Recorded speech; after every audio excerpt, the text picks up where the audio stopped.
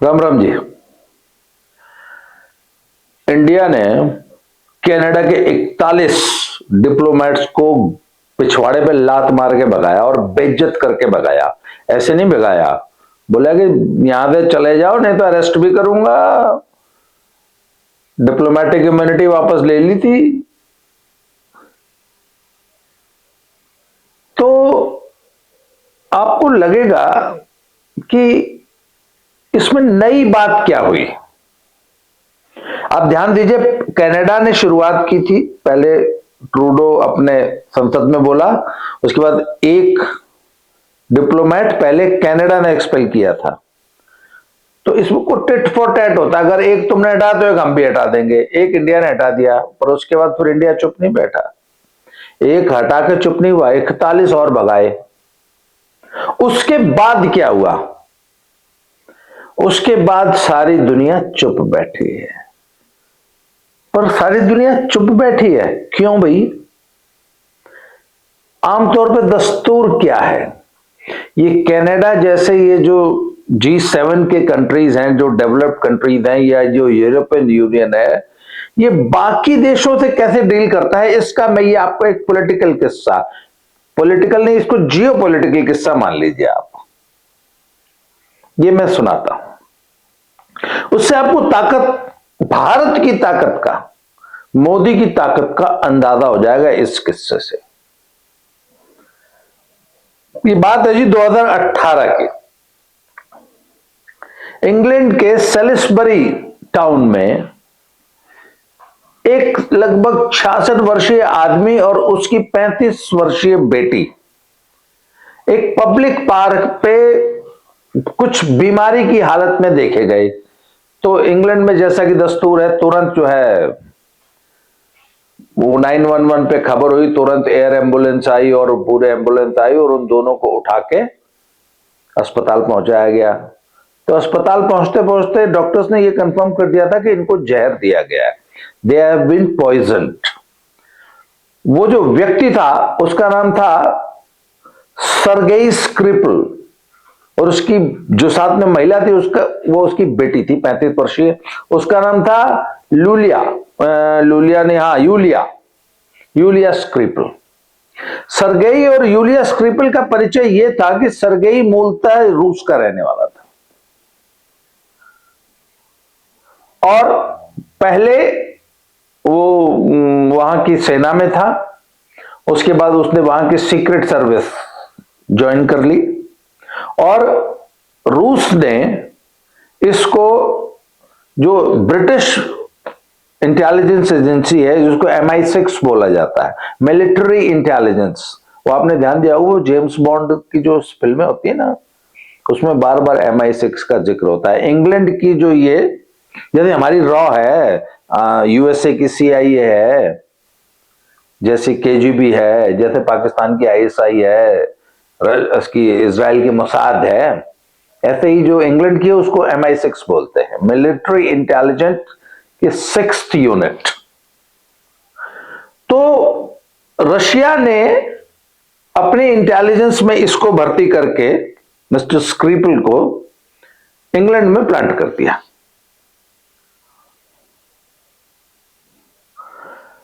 यहां पे आके मिस्टर स्क्रिपल, सर्गेई स्क्रिपल, ये डबल एजेंट हो गए। डबल एजेंट मतलब धोखा देने लगे अपनी सरकार को। भाई अब उनकी रूस ने इनको यहां जासूसी के लिए भेजा था, ये यहां आके MI6 से मिल गए। उसने बोला जी अब आपके लिए मैं जासूसी करूंगा, इसको डबल एजेंट बोला जाता है। रूस समझ रहा है कि हमारा जासूस वहां बैठा है, वहां से जासूस खबरें तो भेज रहा है, परंतु गलत खबरें भेज रहा है, गलत खबरें जो कि MI6 अब रूस में प्लांट करा रही है। और रूस वाले समझ रहे हैं कि हमारा आदमी हमें सही सूचनाएं भेज रहा है, जबकि वो तो बिक चुका है। इसको डबल एजेंट बोला जाता है। तो ये सब MI6 के लिए डबल एजेंट बन गया और ऐसा बताया जाता है कि इसने 300 रशियन जासूस और एजेंट्स पकड़वा दिए थे, उनकी मौत का कारण बना। खैर साहब, रशिया को पता लग गया। रशिया को पता लग गया तो रशिया ने भी फिर इसके साथ गेम खेली, इसको किसी तरह रूस बुलवा लिया। ये श्रीमान जी रूस गए तो पकड़ लिए गए, और पकड़ लिए गए ये और इनकी बेटी दोनों पकड़ लिए गए, और इन पे मुकदमा चला और इनको 13 साल की सजा हो गई। ये रूस में मॉस्को या कहां की एक जेल में सजा काट रहे थे। फिर क्या हुआ कि इंग्लैंड ने यूएसए पे दबाव डाल के इनको छुड़वाया उस जेल से। कैसे छुड़वाया कि ये जो बड़ी गवर्नमेंट्स होती है ना, इनका स्पाई एक्सचेंज प्रोग्राम होता है या प्रिजनर स्वैप प्रोग्राम होता है। मान लीजिए यूएसए के 20 जासूस, नागरिक, सिपाही और ऐसे रशिया की जेलों में बंद हैं, और रशिया के 20 यहां बंद हैं, तो ये दोनों आपस में समझौता कर लेते हैं, एक काम करो तुम हमारे 20 छोड़ दो, हम तुम्हारे 20 छोड़ देते हैं। ऐसे बहुत सारे कंट्रीज आपस में प्रिजनर्स को स्वैप करते हैं, जिनकी आपस में एक संधि हो जाती है।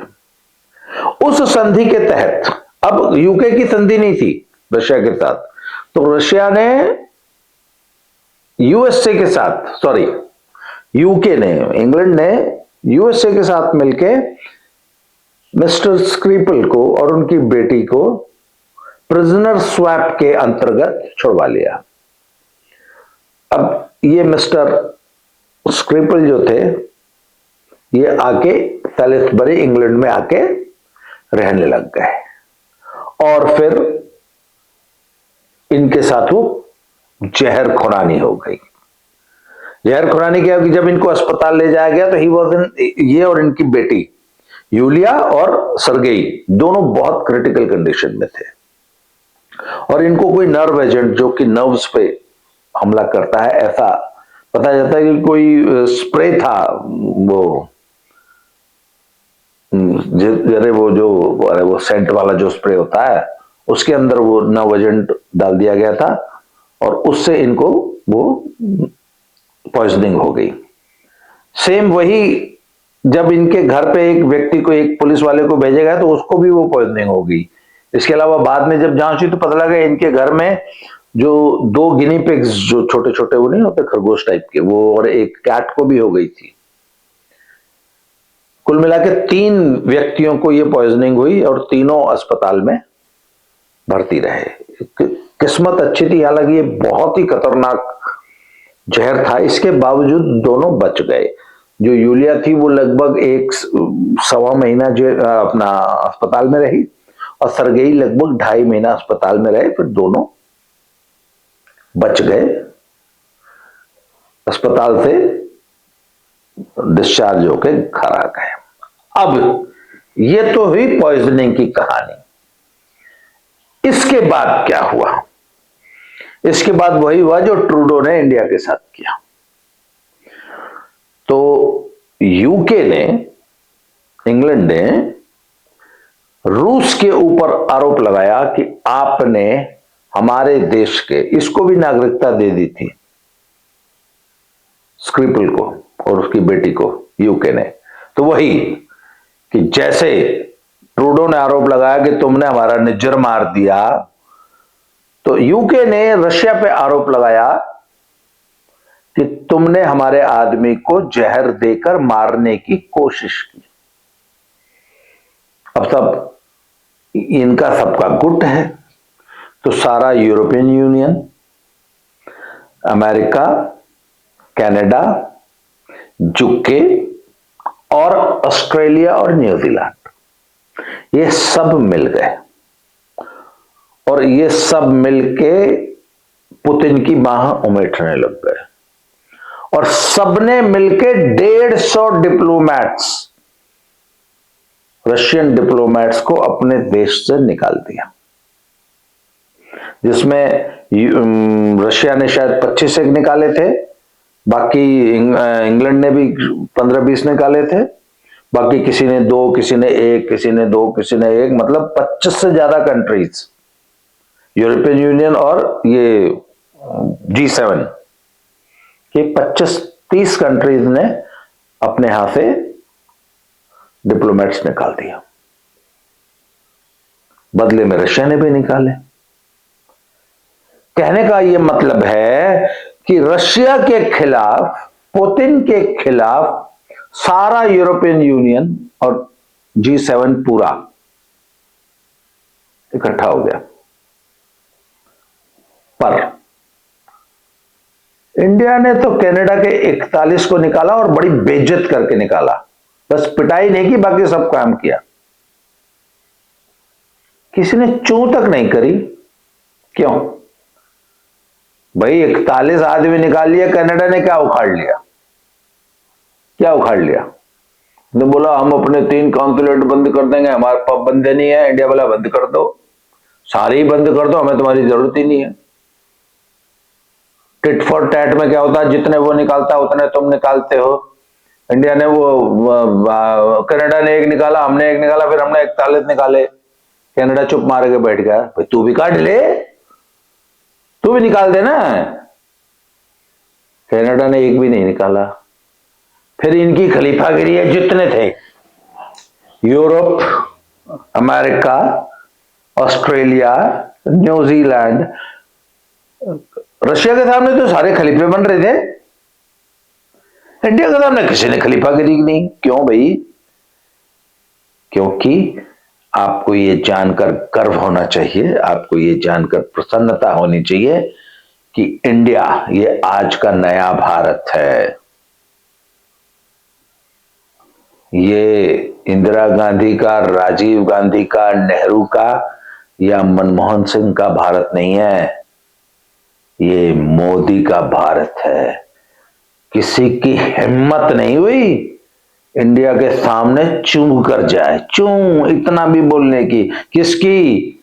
यूएसए की, इंग्लैंड की, पूरे यूरोपियन यूनियन की, ऑस्ट्रेलिया की और न्यूजीलैंड की। वो ट्रूडो बहुत चै चै चै चै कर रहा था कि मेरे को वो 5 कौन सा, वो स्पाई 5 कौन सा क्लब है, वो 5 लोग मिलकर जो सूचनाएं शेयर करते हैं, उसमें यूएसए, कनाडा, यूके, ऑस्ट्रेलिया और न्यूजीलैंड है ना। स्पाई 5 या क्या, ऐसे 5 करके नाम है उसका। कि हमको सूचना दी है, तुमने हमारा निज्जर मरवा दिया। हमने कहा प्रूफ दो, फालतू मत बोलो, और ज्यादा चैंपे करने की जरूरत नहीं है। 41 निकाल के बाहर किए, इनमें से कोई सा नहीं बोला। क्यों नहीं बोला? क्योंकि इंडिया इज नॉट रशिया।